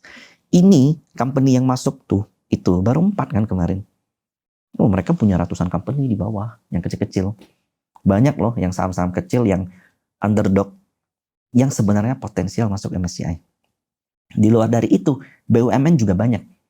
Antam 4.200 lah mungkin possibility masuk. Kemudian TINS itu di 10.000 TINS masuk. MDKA, INKP potensial juga masuk. Adaro potensial juga masuk. Adaro mungkin di 2.600, INKP di 12.000, 13.000. MDKA di 3.500 atau 4.000 masuk bro. Nah, bayangkan. Jadi banyak sebenarnya. Ini ada yang nanya nih, saham Pak PP masih menarik nggak? Ini Kalau misalnya nanya gini, most likely nggak megang PTRO. Mungkin megang yang Hari lain. ini sih menarik ya, tapi nggak tahu besok-besok gitu loh. Cuman Pak sama Pak Pepe tuh bisa main gitu loh. Swing low, swing high-nya oke. Nah kalau untuk batas threshold minimum, semuanya udah. Jadi target untuk naik terlalu jauh menurutku belum. Kecuali kalau misalnya yang baru, gitu ya, ada yang lain gitu ya. Terus ada yang nanya tentang RMKI, lu ngikutin nggak? Enggak, tapi aku kenal sih dengan ownernya. Tahu lah dengan Pak Vincent. Oke. Sahamnya Andre Hakim tuh. Oh, gitu. Iya dia ada main. Oke. Kenapa CBDK turunnya dalam sekali Kak? Ini soalnya sampai pertanyaannya dari beberapa hari yang lalu ya. Hari naik soalnya. Saya juga stres sih itu. Kenapa? Aku loss lumayan lah CBDK. Karena ya itu tadi kita kalau konsul dengan CBDK tuh selalu ada seller dari salah satu broker yang gede, salah satu underwriternya. Jadi ini yang membuat kita kayak mungkin sellernya belum selesai. Ada juga yang bilang begini, karena Pani kan mau reg issue kemarin kan, udah beres nih reg issue-nya. Dia mau beli CBDK, jadi CBDK itu nggak mau dibikin terlalu tinggi karena harga reg issue kan mesti 30 hari harga open gitu. Nah cuman ini setelah reg issue juga masih belum kelihatan. Apa lu ngikutin CBDK maupun Pani di saat ini? Cuman enggak. Oke. Habis keluar dari saya exit CBDK out, habis itu udah biar dulu lah main, biar akumulasinya jelas, ininya jelas. Iya, iya. Kalau misalnya Bumi gimana? Lu ngikutin nggak? Bumi ikutin dong, banget. Quite good.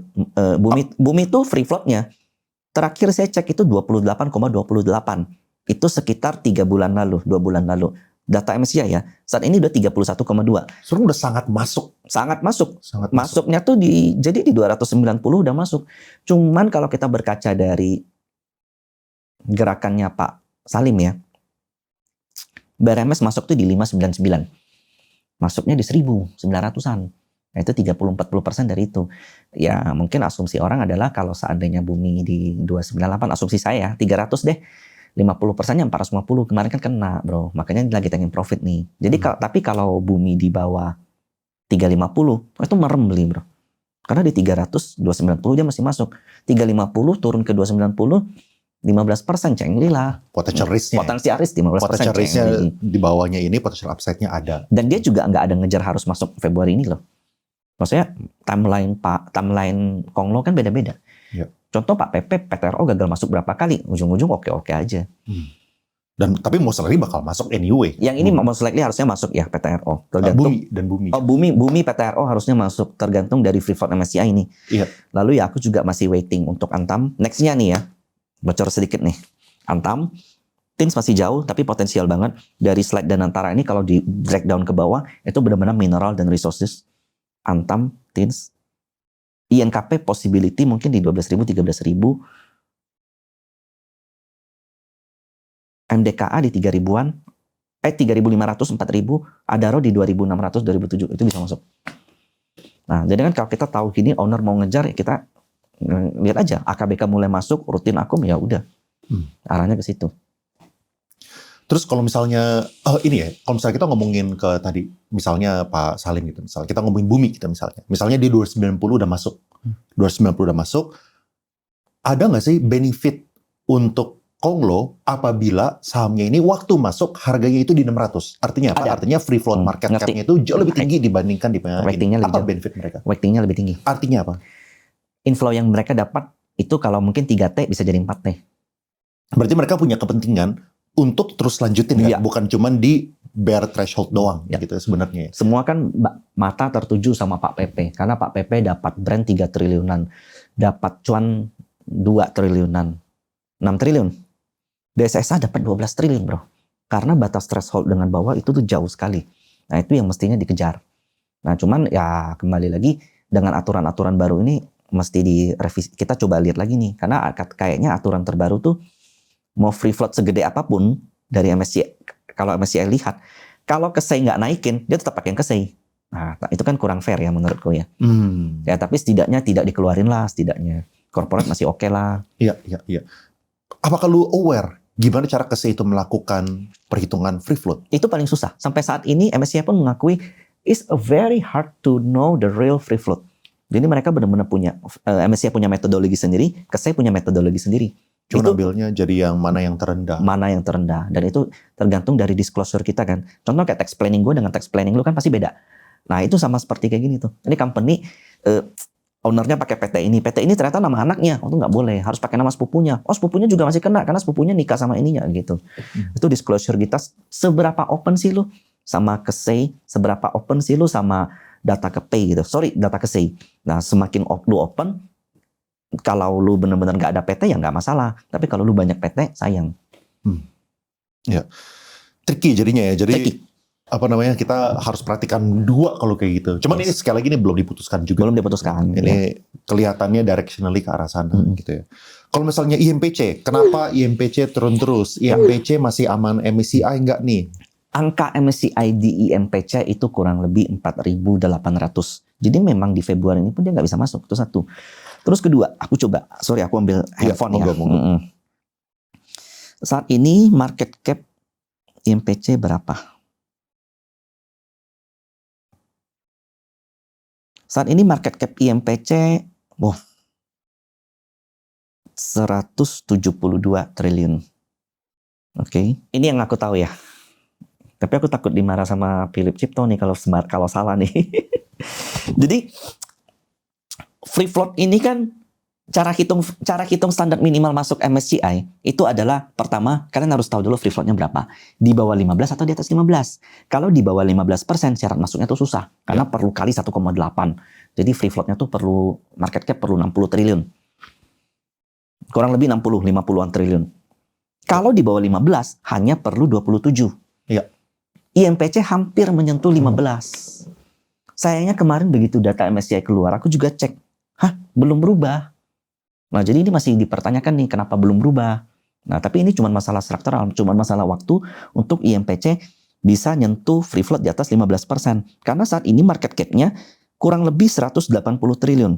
Kalau 15% dikali 180 aja, itu udah 27 triliun masuk. Jadi tergantung free float-nya aja sekarang. Secara market cap oke, tapi 3.000 menurutku sih dijaga ya. Ini kan barusan 31 ya, ada lumayan. Nah, selama nggak turun di bawah 3.000 masih fine. Ya. Kalau misalnya koin kayak gimana? Nah, nih koin kena banting kok, apakah masih bisa ngejar MSCI? Stres nih kalau aku sama koin. Kenapa? Aku juga di grup kita out gitu loh. Kita putusin out. Kenapa? Karena tesis awal itu adalah dari POJK terbaru bahwa tidak ada exchanger kripto baru yang akan tercipta karena OJK baru, pasal baru ini. Tapi Pak Haji Isam powernya kuat bro. Meskipun Pak Hashim itu memiliki koin, Pak Haji Isam bisa aja keluarin ICX ini. Ya jadi market share-nya kebagi. Tapi kalau dibilang dia bakal makan market share koin secepat itu nggak, aplikasinya aja belum ada bro. Nah cuman orang yang udah masuk kecewa duluan. Nah jadi saat ini ya mungkin biarin aja lah dulu. Kita udah out, kita lihat dulu kapan titik di mana akumulasinya, di mana maka mulai fight back lagi. Tapi harus ingat karena koin itu memang kan volatil ya. Dia pernah dari 3880 sampai ke 2000 loh, minus 53%. Habis itu all time high lagi. Nah ini lagi proses yang sama menurutku. Jadi kalau dibilang secara bisnis, company-nya tidak ada masalah, cuman market share-nya ada potensi kebagi. Kalau dari sisi bursa stocks market, ada yang kecewa, ada yang seller dulu gitu. Itu kan kalau misalnya kita ngomong dari segi fundamentalnya kan. Nah tapi kalau misalnya lihat dari market maker-nya, atau kalau misalnya lihat dari segi ya siapa yang ngedorong. Ada yang taking profit. Ada yang taking profit tapi market maker nggak hilang, nggak kabur. Nah itu good. Jadi market maker-nya lihat juga taking profit. Mungkin ada juga, tapi tidak. Maksudnya dia nggak tinggalin koin. Ya. Nggak distribusi gitu loh. Nggak distribusi. Ya. Sama kayak wifi lah, masuk Hasim 4.000 sempat ke berapa? 3.100. Ya. Sempat 3.000 malahan. Itu 25% sampai 30%. Sama lah kayak ini. Proses doang. Karena dia kan dari IPO di berapa? 158 ya, apa 200 gitu. Sampai ke 4.000 kan 20 kali lipat. Lebih hebat dari LCO malahan. Iya. Nah, cuman apakah ini misalnya ya, kan tadi tuh, apakah ada, soalnya kan sekarang kalau misalnya kita ngomong dari segi fundamental, yes, oke. Sekarang yang darinya monopoli bisa jadi oligopoli, bisa jadi berdua, atau katanya ada omongan di luar sana ada yang potensial ketiga juga gitu kan. Nah, apakah apakah harga sahamnya itu bisa detached dari concern terhadap fundamental apabila si MM-nya emang pengen ngejar MSCI? Dia lihatnya oke, kalau misal gue nyampe hampir 5.000, gue bisa masuk MSCI. Jadi ya biarin aja fundamentalnya toh. Si MSCI juga nggak ngeliatin PER. Nggak bisa, karena kita punya regulator. Bursa efek itu bakal mantau. Itu tugas bursa efek untuk proaktif terhadap emiten. Ini kalian maunya apa? Nah, tapi masih kayak gitu. Misalnya nih, ya biarin aja. Misalkan sekarang waktu mereka IPO, kalau misalnya mereka punya omset atau profit yang 100M gitu misalnya kan. Nah itu kan, ya sekarang PR kan tinggi. Tapi biarin aja mereka ngedorong itu ke atas sampai kayak MSCI, habis itu tinggal dijaga. Jadi ya walaupun fundamental itu kebagi, profitnya kebagi 2 atau apapun itu, ya nggak apa-apa. Gitu. Menurut lo kayak gimana? Bisa, menurut gue bisa. Bener. Jadi memang fundamentalnya tidak no problem menurutku. Cuman memang ada yang kecewa, ada yang kecewa karena ternyata power dari adiknya presiden aja kurang kuat gitu loh. Karena Pak Haji Isam aja bisa lanjutin saingannya. Padahal ICX profitnya berapa, aplikasinya seperti apa, itu aja belum tahu kan. Cuman ya market kan looking forward, gerak duluan. Ya, gitu. intinya adalah selling pressure lah. Selling pressure. Orang-orang yang TP-TP kali, take profit. Lagi ada selling pressure. Apalagi kalau misalnya mereka udah ambil dari bawah ya, udah pada cuan gede-gedean juga. Mereka kecewa dengan story terakhirnya itu. Iya. Oh ternyata tiba-tiba Haji Isam bisa keluarin juga. Iya. Tapi kalau kita bilang angka MSCI berapa ya? Kalau nggak salah tuh 5.000-an apa 6.000. It's close, itu sebenarnya enteng. Iya. Ya, cuman kalau misalnya selling pressure banyak, jadi kemahalan. Biar aja dulu. Cost untuk ngangkatnya jadi mahal. Betul. Jadi mungkin mereka bakal akum di bawah atau apa, kita bakal lihat nanti ke depan. Iya. Oke. Ada apa dengan CDIA? Kenapa turun terus dan kenapa nggak jadi masuk MSCI? CDIA angka masuk MSCI itu di kisaran 4.000. Jadi dia perlu naik double. Akumulasi yang terjadi itu XL semua. Kisaran 200-300 miliar. Triliunan. Bayangkan, triliunan ini kalau ngangkat 2 kali lipat, kalian taking profit, cost-nya berapa, sementara dapat inflow-nya cuma 3 triliun. Menurutku CDIA is not potential to MSCI untuk saat ini. Anytime soon. Anytime nggak, kita nggak tahu. Iya. Kalau misalnya Dewa, lu ngikutin nggak? Dewa bagaimana Bumi Dewa view-nya? Ya Bumi tadi kita udah bahas, Dewanya. Dewa tuh hebat, free float-nya tuh 49%. Itu diakuin sama MSCI. Saat ini market cap Dewa itu adalah 30 triliun. Free float-nya kita anggaplah, sekarang kan 49, anggaplah 50, artinya 15 triliun. Karena dia di atas 15%, syarat masuk minimal itu kan 27. 15 ke 27 itu perlu naik sekitar 2x. Ya, 2 kali. Apakah menurut lu Dewa itu berpotensi buat didorong 2 kali lipat untuk tahun 2026? Bisa. Menurutku mungkin banget salah satu. Apa namanya? Dia punya katalis apa? Pertama by fundamental. Ini aku Dewa tuh dari 53 loh. Itu 53 perak. 53 perak dari 2 tahun lalu ya. Waktu itu tesisnya adalah Dewa ini itu ngeluarin bonds nilainya gede banget. Bahkan 3 kali lipat dari market cap-nya saat itu waktu di 50. Waktu di 50 tuh market cap-nya berapa ya? Saat ini kan saat ini 30. Di 50 tuh market cap-nya 1 triliun atau 2 triliun. Sementara 1 triliunan lah. Hampir 1 triliun. Hutangnya, bonds-nya itu saat itu mendekati angka 2 triliun. Kalau nggak salah, pokoknya 2-3 kali lipat. Bunganya 10% bro. Jadi lu bayangin, satu company keluarin bonds. Bonds-nya gede banget, bunga 10%. Bonds-nya bahkan lebih gede dari aset-asetnya. Orang bodoh mana yang beli bro? Kita pasti takut dong. Perusahaan ngeluarin bonds corporate kan yang paling... Corporate bonds kan yang paling lemah matanya di kedudukan hukum kita. Kalau company nggak mampu bayar, bangkrut, selesai. Yang megang bondsnya dapat ampas bro, dapat abu. Ternyata yang beli Salim bro. Akhirnya ternyata ini merupakan salah satu skema yang paling murah, paling bagus untuk konglo akuisisi satu company. Karena kalau kamu beli company-nya gede, plop, nanti harus ada tender offer.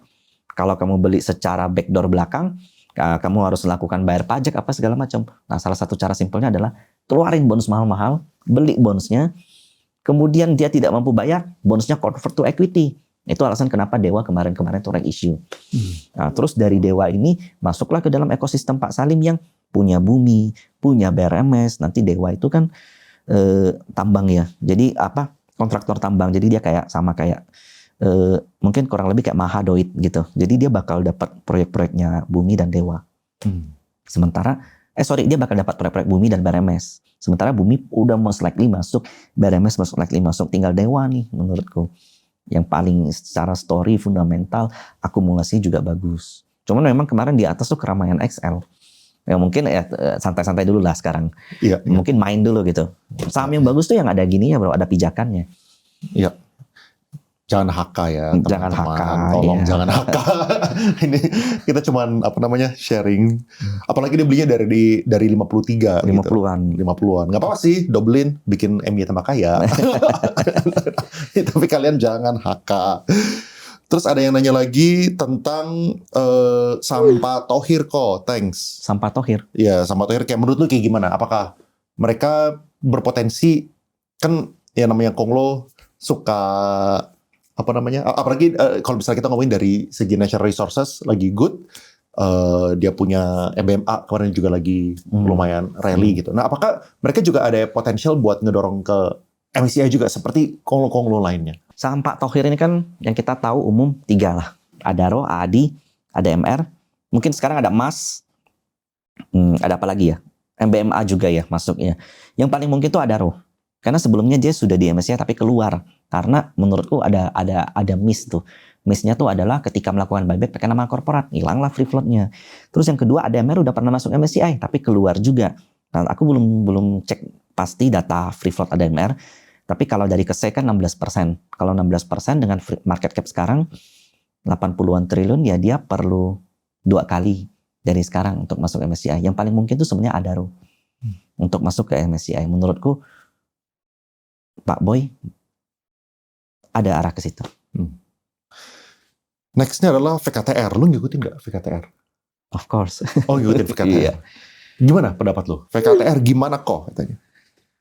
Ini lu belum data ya, data free floatnya Vector itu mirip dengan Dewa bro. Di angka 40 something hampir 50. Sementara free float daripada Vector itu free floatnya mendekati Dewa angkanya. Bagus banget 40-an%. Sementara VKTR itu punya musuh bro. Musuhnya tuh asing yang waktu itu IPO. Nah kita tahu lah memang ada asing yang punya Vector dalam jumlah yang cukup gede. AK dan BK. Mungkin AK dan BK. Posisi per sekarang tuh udah nggak terlalu banyak bro. Saat ini market cap-nya market cap per hari ini ya. Kurang lebih 45 triliun, kita anggap 45 triliun. Dengan free float 48%, kita anggap setengahnya. Dia dapat 20-an triliun bro. Untuk masuk ke MSCI itu cuma perlu 30. Dia perlu naik 30-40% lagi. Naik 30-40% lagi saham Pak Bakri bakal dapat 3 triliun. Menurut lu, it's a good deal nggak? Pasti. Ya. Cuma bahwa saham itu naik secepat itu, apakah berpotensi kena klausul extreme return? Ada namanya extreme price. Aku waktu lihat aturan itu dari MSCI aku senang banget. Kenapa? Karena itu just matter of time rupanya. Contoh, aku ambil yang paling jauh ya. Extreme price MSCI itu kalau naik 2.500% alias 25 kali lipat setelah lewat 200 hari itu dikalikan 0. Jadi contoh, ada satu saham naik 25 kali lipat. Ya udah, setahun kemudian bisa masuk karena 25 kali lipatnya dikalikan 0, bro. It's matter of time. Bayangkan, yang udah naik kenceng-kenceng, perlu cost, jaga segala macem, cuman karena extreme price, cuman perlu tunggu 6 bulan lu maintain, lu bisa dapat 3T. Nah, by business sebagai owner rela nggak kira-kira? Nah, itu point of view gue seperti itu. Jadi extreme price itu justru dari angka yang keluar aku happy. 3 bulan kalau nggak salah 200% ya. 200 sampai 300% gitu. Ya, benar. Itu menariknya beberapa hari ini naik terus dan gue lihat KI-nya padahal jualan terus itu. Ya, AKBK yang beli tapi kan. Iya. Nah, AKBK beli. Apakah 3 bulan kemudian yang tadi saya bilang itu? Apakah gitu loh. Apakah it's a sign kalau ya itu udah ada front run yang masuk? I don't know. Ya. Tapi gini, karena menurutku ya dia kan kemarin baru keluar FCA. Itu kalau naik dalam waktu kurang dari 1 bulan lagi bro, itu suspend bro. Nah kalau suspend udah nggak akan mampu ngejar liquidity. Apakah karena itu? Iya. Justru nggak boleh naik terlalu kenceng sekarang nih. Ya kumpul-kumpul lah. Iya, nggak boleh naik terlalu kencang. Karena suspend. Karena suspend. Lalu nggak mampu kejar yang masuk yang dekat ini jadinya. Iya. Menurutku ya. Iya. tapi KI-nya jualan, tapi terus naik. Tapi terus naik. Tapi terus naik. Itu artinya yang beli lebih gede dong. Iya. Power yang beli lebih gede. Ya, bisa jadi problem juga soalnya kalau misalnya kena suspend kan jadi masalah bahkan untuk MSCI. Untuk MSCI masalah. Jadi nggak mampu kejar liquidity karena banyak yang bilang kayak gini. Oh ya udah, kalau suspend 7 hari nanti liquidity-nya kejar di sisanya. Nggak bisa. Liquidity-nya tuh bukan bukan average tapi median. Nah, jadi MSCI itu pinter. Menurutku rumus white book daripada MSCI itu udah benar-benar perfect untuk mereka, untuk investor asing. Jadi kalau seandainya 1 bulan, 20 hari kerja, 15 hari nggak ada transaksi, 5 hari transaksi gede banget sampai triliunan, itu nggak dinilai. Karena dinilainya median. Nah, jadi dia pengen investor yang ikut, asing-asing, investor pasif fund itu yang ikut ke dalam indeksnya MSCI, bisa dengan tenang, dengan nyaman transaksi tanpa ada fake liquidity. Kapanpun mereka mau keluar, silakan. Kapanpun mereka mau beli, silakan. Gitu. Pandangan tentang Ratu bagaimana? Ratu dan Raja satu lah ya sama. Ratu dan Raja tuh batas threshold untuk MSCI-nya masih jauh. Dan itu salah satu company yang paling align dengan kondisi makro saat ini. Karena dari tadi yang pemaparan kita, ini arahnya tuh ke komoditi, Pak. Itu Cicuai juga setuju. Kalau bakal ada komoditi boom. Ini JP Morgan juga yang ngomong. Bakal ada komoditi boom, cuman mungkin time frame-nya seberapa banyak itu tergantung dari war between China and US. Semakin lama mereka bertengkar, semakin jauhlah komoditi boom. Nah, komoditi boom apa? Banyak kayak kita lihat Ratu, Raja, NRG, kemudian BRMS, kemudian Pegas, TINS, MDKA, MBMA, NCKL, banyak banget. Kita memang commodity country kan. Nah, cuman memang commodity country, energi itu weighting di IHSG kecil. Jadi mungkin tidak akan berdampak efek ke IHSG terlalu gede. Tapi kan kita nggak masalah, yang penting Porto naik. Ya. Berarti kalau misalnya gue boleh tanya, kan kalau misalnya terakhir Bro MY sempet spill kan, portonya apa aja gitu. Nah, kalau misalnya sekarang, apakah dari 5 ini yang terakhir kan, PTRO, apakah itu masih paling gede? Masih. Karena dia masih belum nunjukin arah koreksi. Terus kalau misalnya, apalagi yang kemarin? Kedua, ketiga, keempat? Ya, ini salah satunya. Koin cabut ya berarti ya? Koin cabut. Ini salah satu di bawah yang paling kecil. Ini di akun yang paling kecil, karena aku harus pakai laptop untuk lihat. Iya. Nah ini. Oke, lalu ini. Ini salah satu yang paling kecil sih. Iya. Ya, lalu. Itu boleh. Mungkin yang kita ngomong kalau gitu. Ada tadi ada. Di salah satu yang kita bahas tadi, itu ada. Itu ada ya. Iya. Yang ini udah taking profit nih. Yang ini. Oh. Ini bagus nih bro. Cuman ya mungkin belum boleh lah. Gak enak lah kalau ngomong. Kenapa emangnya? Belum liquid, nanti kita yang seolah-olah kita yang ini. Iya, gitu naikin ya. Kalau seandainya memang udah market yang bekerja kan, media juga ngomong pasti. Iya. Makanya kadang-kadang agak tricky antara mau edukasi dan kalau misalnya kita sebut takutnya malah naik gara-gara ini. Bukan tujuan kita juga, nggak punya kepentingan kita juga buat itu ya. Benar. Iya. Kalau itu intinya bahas satu aja deh kalau itu. Intinya PTRO lu masih hold dan koin lu udah jual. Intinya itu aja ya. Iya. Oke. Paling gue masuk ke beberapa pertanyaan tips aja sedikit. 2-3 pertanyaan aja. Ini bagaimana kok MY melihat algo kalau misalnya yang akum itu AKBK saat jam market berlangsung? Bisa. Pertama AKBK itu bakal beli kalau bidnya tebel.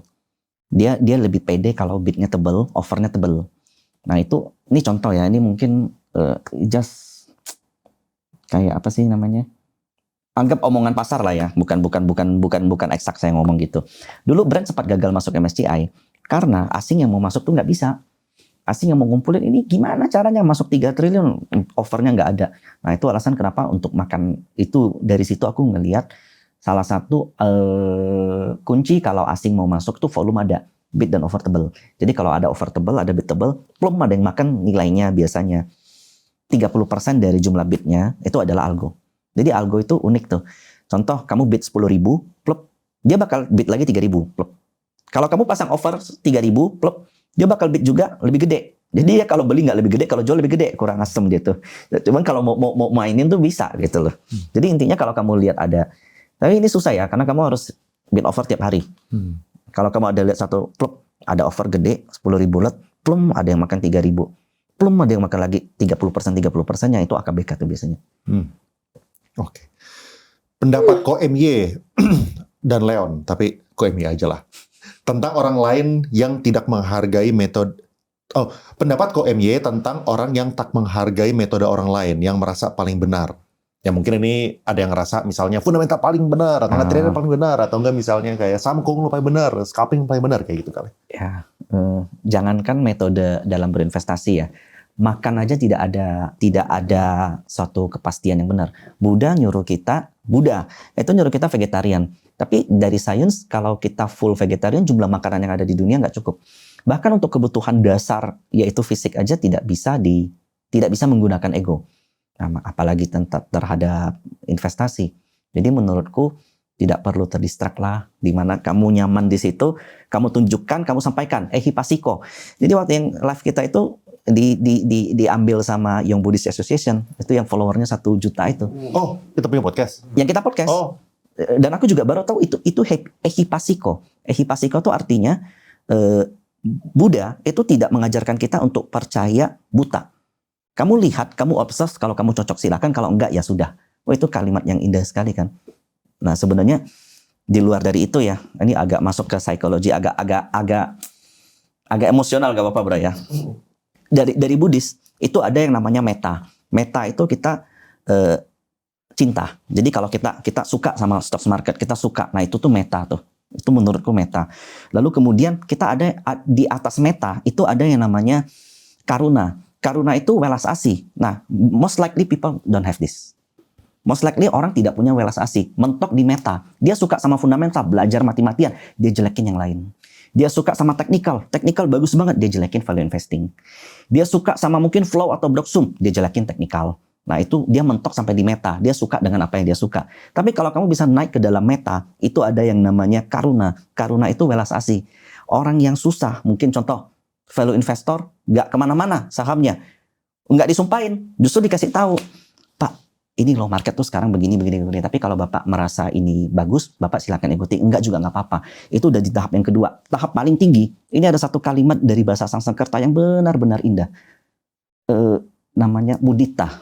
Jadi mudita itu merasakan kebahagiaan orang lain. Kalau kamu udah sampai di level ini, contoh kita lagi stres saham turun, kamu keluar aja, ngelihat bapak-bapak bawa anaknya, lagi senang, itu kamu juga merasakan kebahagiaannya. Karena yang kamu tangkap energinya, bukan orangnya. Nah, itu 3 tahapan psikologis menurutku yang perlu diincar. Ya mungkin dia baru sampai di meta, belum sampai di karuna dan mudita. Sadari itu aja. Keren jawabannya bro. Menurut Koko, bagi yang punya 100 juta beginner, mending pegang berapa saham? Kalau misalnya cuma 1 atau 2, takutnya nyangkut. 5 lah. Tapi kalau memang, karena angka setiap orang kan berbeda. Mungkin bagi Andri Hakim 100 juta nggak ada apa-apa lah, gitu kan.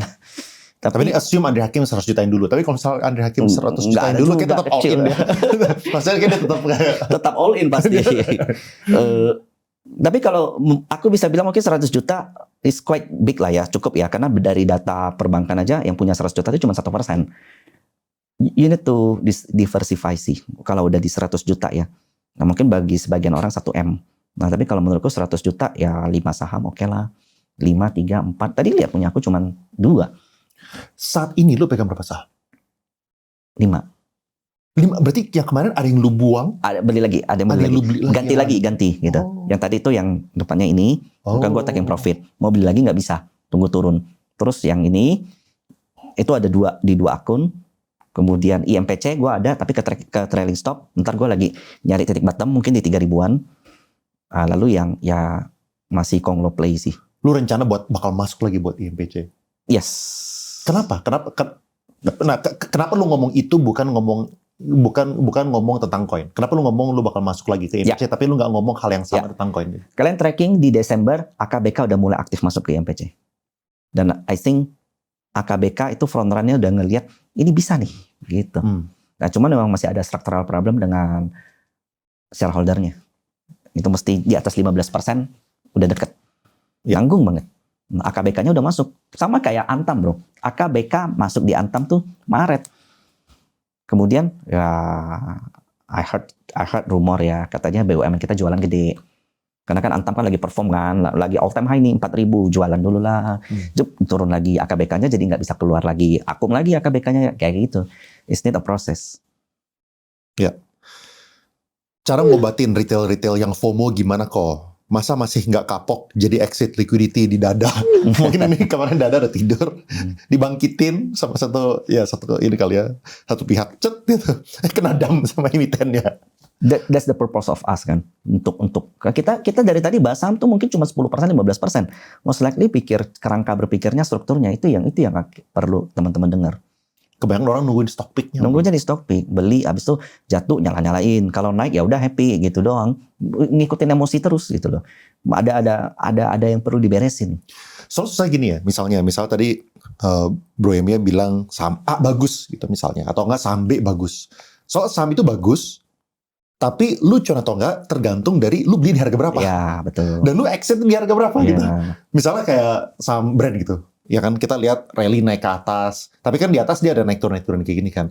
Jadi banyak orang bisa cuan, tapi ada orang yang bisa rugi juga kalau misalnya beli di atas dan jual di bawah gitu. Jadi harga bagus harus diikuti dengan barang bagus, saham bagus harus diikuti dengan harga yang bagus gitu. Ya. Kalau misalnya lu beli barang bagus tapi kemahalan, lu beli iPhone tapi lu belinya 100 juta, ya lu boncos juga gitu. Jadinya. Contoh kayak gini, Bro. Ini aku ambil analogi, musim durian. Sekarang kan lagi musim durian. Di Kuala Lumpur, di Malaysia saat itu lagi banyak musang king. Musim durian di Malaysia tuh lucu. Jadi begini, terus bisa sempat hilang, lalu ada satu momen bisa tiba-tiba banyak lagi. Nah, kalau kita belinya pas musang kingnya lagi jelek-jelek di ujung-ujung, pasti udahlah mahal, lalu harga rasanya kurang enak. Lalu kemudian kita paksa habisin terus, beli terus. Uang kita habis, perut kita udah kenyang, tiba-tiba muncul lagi yang baru, yang bagus, gitu. Jadi contoh kayak kita bahas koin tadi, pas lagi koreksi, ya santai dulu lah, gitu loh. Jangan maksa terus, jangan maksa terus. Oh ini karena ada yang bilang bagus, beli terus. Ini momennya belum. Brand aja perlu setahun loh untuk masuk, bayangkan. Setahun. Ini ada yang kayak udah 1 minggu turun. Iya. Oke, mungkin ini pertanyaan dari terakhir ya. What is the best lesson you can give to other people who is starting out in the stock market? Jadi intinya buat pemula, kira-kira let's say mereka bermulai kerja umur 25, 24, apa yang mereka harus lakukan? Kamu berusaha terlalu keras, itu bakal ada yang bilang suruh kamu istirahat. Kamu istirahat santai, ada yang bilang kamu harus kejar mimpimu. Apapun yang kamu lakukan, itu pasti akan selalu ada pro dan kontra. Cuman kamu yang tahu yang terbaik di diri kita. Problemnya adalah 90% orang nggak tahu. 90% orang pengen jadi MY, pengen jadi Andri Hakim, pengen jadi yang lain-lain, tapi belum tentu itu cocok dengan mereka. Belum tentu itu sesuai dengan kita punya human design. Aku tuh percaya setiap orang punya human design. Makanya ada yang namanya value investor, ada yang namanya trader, ada yang namanya technical analyst, ada yang namanya kayak Andri Hakim, multi-bagger investor. Nah, you must know your worth. Nah, itu dengan cara kalian harus bongkar kalian punya trauma, kalian harus bongkar kalian punya psikologi, dan itu PR-nya saya perlu 5 tahun. Dan dengan kemunculan Overpost dan media-media yang lain, saya perhatiin banyak yang bisa pangkas itu jadi 1, 2, 3 tahun. Nah, itu jadi kalian tidak bisa bilang advice-ku adalah yang saya tampilkan saat ini dengan Konglo Play, MSCI Play itu terbaik, belum tentu. Yang Andri Hakim katakan multi-bagger, bisa jadi itu lebih baik untuk kalian, bisa jadi enggak juga. Yang lain juga segala macam. Intinya your worth, that's yours gitu loh. Benar-benar hanya kamu yang tahu worth-nya kamu, bukan orang lain. Berarti bisa dibilang cara style MY trading pun atau berinvestasi pun juga berevolusi. Berevolusi, betul. Gitu kan. Lu masuk di tahun 2011. Ya. Masuknya sebagai investor. Fundamental, BCA. Belinya BCA. Lu masuk sebagai fundamental? Iya, beli BCA, belajar PE, PBV, EV, EBITDA. Habis itu ternyata karena aku masih muda, aku cuma mau dopaminnya, bukan analisanya. Nah, karena analisa fundamental, habis beli dopaminnya langsung hilang. Geraknya 0,7%, 0,3%, apaan deh gitu loh. Akhirnya setelah 2-3 tahun belajar teknikal. Habis itu 2-3 tahun lagi jadi belajar flow. Habis itu baru sekarang kayak ada MSCI Flow segala macam, Konglo Play. Jadi bahkan seorang MY pun juga berevolusi terus. Ya, dan dulu aku nggak pakai Broksum. Aku belajar Broksum dari Hengki malahan. Aku ngelihat analisa dia, oh ini AKBK, oh ini ZP beli begini. Aku belajar juga. Aku belajar juga dari para investor di luar. Dan sekarang 100.000 orang belajar dari Bro MY. Kebanyakan orang Indonesia itu yang gue lihat itu udah jiper duluan. Takut duluan, iya, mereka takut malu duluan gitu. Betul. Menghadap CEO, menghadap direktur udah ini Takut, duluan. ya. Dan mereka nggak pede gitu, Nggak padahal pede. dan mereka tidak bisa mengkomunikasikan bahwa mereka itu sebenarnya bagus. Mindset itu adalah kalau Lo misalnya all in tuh kalau udah ngelakuin Betul. sesuatu. Ya. harus all in kalau misalnya kita melakukan sesuatu. Soalnya kompetitor Setuju. kita itu selalu all in Selalu juga. all in. Ya Iya, kan? iya. Gimana caranya kita bisa lawan orang kalau misalnya mindset kita adalah ya lihatlah. Kalau misalnya jalan oke, Kalau misalnya enggak ya nggak apa-apa. Ya. Betul. Iya, iya. Kalau itu you might as well not try gitu. Dengan tabungan 1,7 M, lu kalau misalnya bisa dapat cuan 10%, itu kan artinya 170 juta.